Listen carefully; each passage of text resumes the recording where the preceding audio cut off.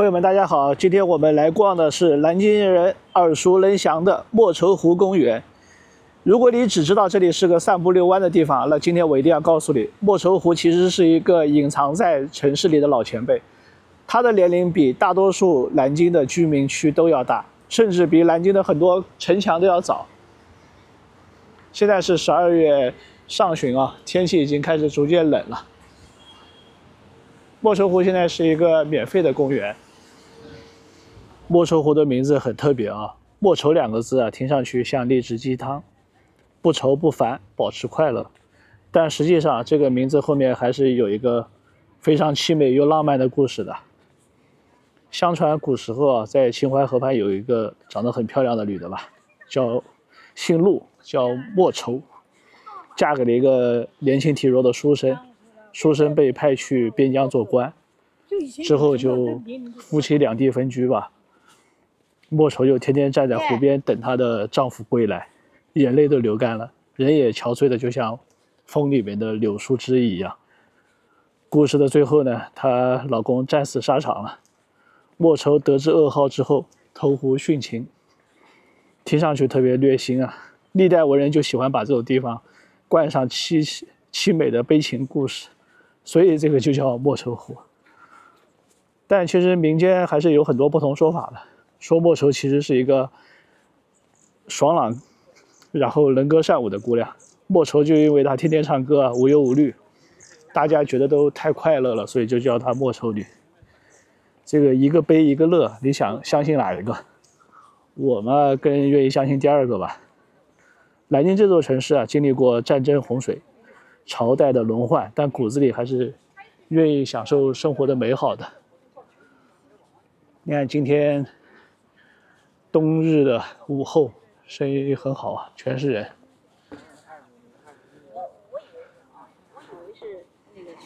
你現在看到的莫愁湖啊，是個很平和的城市公園，有大爺在跳舞，孩子在追鴨子。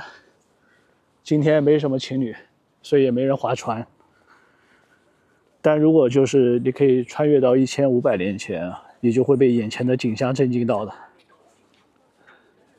6朝時期，也就是東吳、東晉、齊、宋、陳、梁的時候，莫愁湖是一個皇家貴人的私人庭院，就相當於現在的私人會所吧。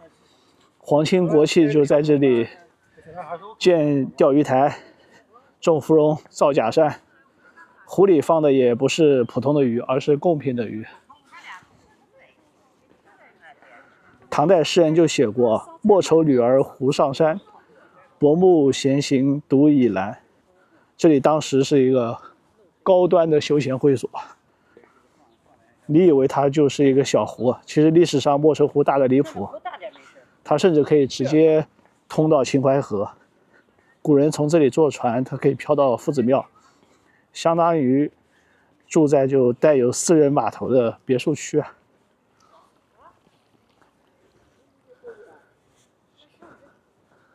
小朋友在捉魚。如今的莫愁湖啊，只剩下當年的1/5。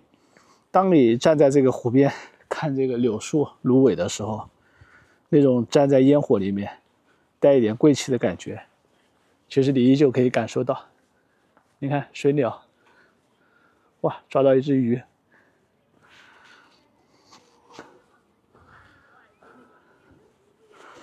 莫愁女她可不是一個普通的民間人物啊，她是南京古代女性之美的象徵，尤其是那種官方宣傳的賢良美德情深。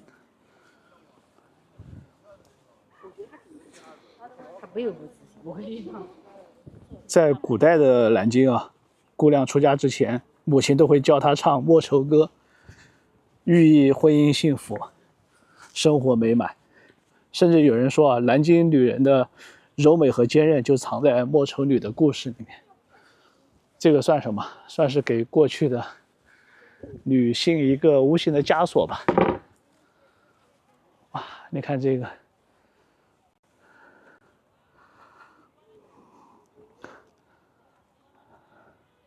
殘荷敗柳是不是也算一個景觀呀？現在你走進莫愁湖公園啊，看到很多以莫愁為名取的小橋、厅堂、石雕，還有莫愁女的雕塑，在那邊我們去看。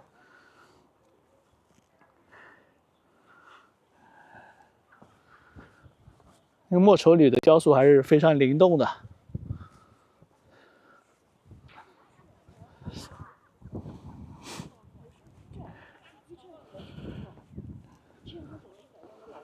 你现在看莫愁湖很清爽，风景式的景区，但古代它其實是一個花卉基地加上水產基地。你知道它種什麼嗎？你絕對想不到，它主要是種芙蓉和藕的。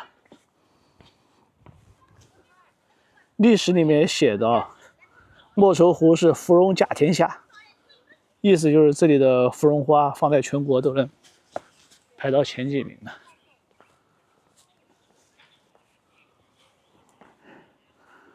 貴族們就喜歡芙蓉，而芙蓉湖就像莫愁湖說錯了，就像是皇家的花卉園藝中心。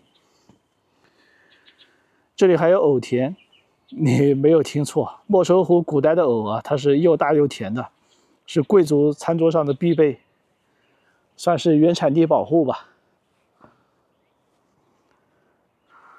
今天你走在湖邊還能看到一些荷葉，就剛才那些。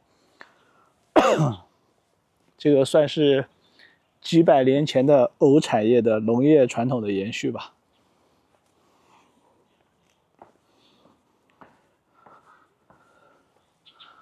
書上還說，莫愁湖裡面的魚，古時候的魚非常聰明，聰明到什麼程度啊？古書有說，魚有避人之性，不易得。意思就是魚聽到你來，它就自動躲到蘆葦和水草深處。不過應該每個地方的魚都會是這樣吧。古代人他釣不到魚，於是發明了一種莫愁特供的捕魚方式。他是把竹竿呢輕輕地放在水面，魚會以為這是蘆葦，然後自己游出來，最後就被人撈走了，相當於一個古代的釣魚技巧吧。哇，那邊的紅葉很漂亮。莫愁湖真正的對市民開放是從明代以後的。當時南京作為國都啊，人口突然變多了很多，莫愁湖周圍就開始建房、建街道，湖區就慢慢越變越小了。到了民國以後啊，莫愁湖就變成了南京市民的休閒地。有人來划船，有人寫生，有人拍照，有人約會。到上世紀70、80年代，莫愁湖的遊船就是南京情侶約會的標配了。那個時代的戀愛非常簡單，男生租船，女生生產，然後划一圈，就相當於是官宣我們在一起了。今天的莫愁湖已經不是當年的皇家園林了，它再也不是古代貴族的別院了，它變成了一個非常南京、非常生活化的地方。清晨有人打太極，白天嘛有老人下棋，小朋友在撈魚，黃昏攝影師在這兒拍攝城市風光，晚上湖面的燈光就非常溫柔。假日有小孩在追天鵝、追鴨子，城市不斷變化，但莫愁湖它還是保持着一種難得的溫柔啊。南京人如果覺得煩，他是會喜歡來湖邊走一圈的，因為這裡有一種特別的氣質吧，安靜古老，看淡人間的紛擾。你看，大家在看大白鵝。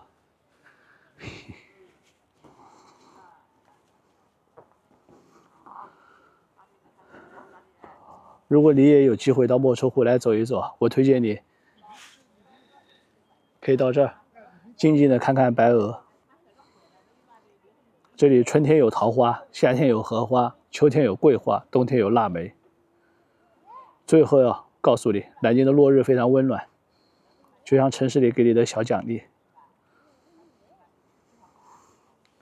莫愁湖不是那種會讓人驚嘆的景點，它沒有紫金山那麼大，也沒有夫子廟那麼熱鬧，但它是南京最溫柔、最溫暖的角落之一。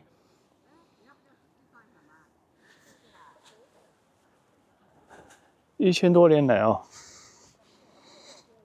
它看着朝代更替，看着城市擴張，一代又一代的人在这裡散步又停下，思考。这就是莫愁湖的魅力吧，它不争不抢，但总是在悄悄地接住你。